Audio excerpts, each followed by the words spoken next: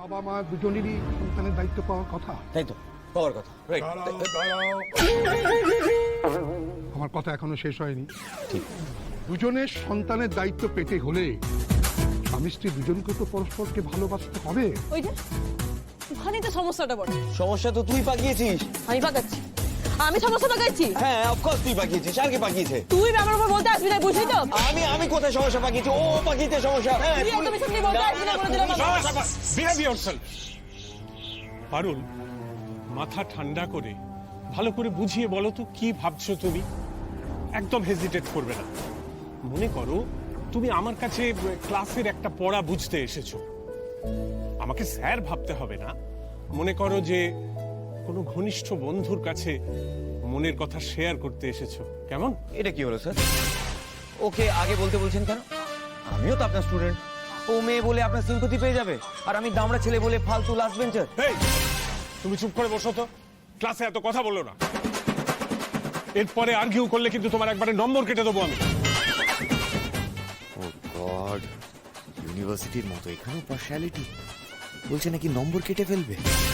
এতদিন বাদেও এখানেও তুই ফার্স্ট গার্ল। ঘরে বাইরে সব জায়গায় সবাইকে ম্যানিপুলেট করে নিজের দিকে কি করে টেনে নিস বলতো? আচ্ছা পারুল, তুমি একটু মন খুলে বলো তো যে তুমি রায়নের থেকে এক্স্যাক্টলি কি এক্সপেক্ট করছো? না মানে তোমাদের কেস স্টাডি দেখে যেটা মনে হচ্ছে যে তোমাদের মধ্যে বন্ডিংটা যথেষ্ট ভালো। তোমরা একে অপরকে বিপদে বুক দিয়ে আগলেও রাখো। এমনকি তোমরা তোমাদের ক্যারিয়ার নিয়েও দুজনকে কমপ্লিমেন্ট করো। সংসারেও সেরকম কোনো অশান্তি নেই। আচ্ছা কেন এরকম সিদ্ধান্ত নিলে বলো তো? ওই যে ও আমাকে ভালোবাসে না। আমি না পুরো ফিল করতে পারি ম্যাডাম যে ও আমাকে ভালোবাসে না। ভাবে ভাবে কথায় ও আমাকে পুরো বুঝাই দেয় যে আমাকে ভালোবাসে না।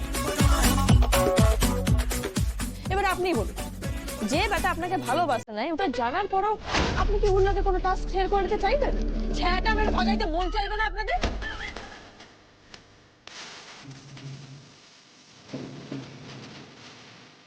তাহলে আপনারাই বলুন, ওই বেটার লগে আমি কাঁধে কাঁধ মিলাই সন্তান মানুষ করবো কি করে? এরকম একটা সম্পর্ক যেখানে ভালোবাসা নাই, ওখানে না দুজনে মিলে দুষ্টু লোককে একটা ঝাপড় মারা যায়, কিন্তু দুজনে মিলে হাসি মুখে সন্তান পালনের দায়িত্ব তো নেওয়া যায় না।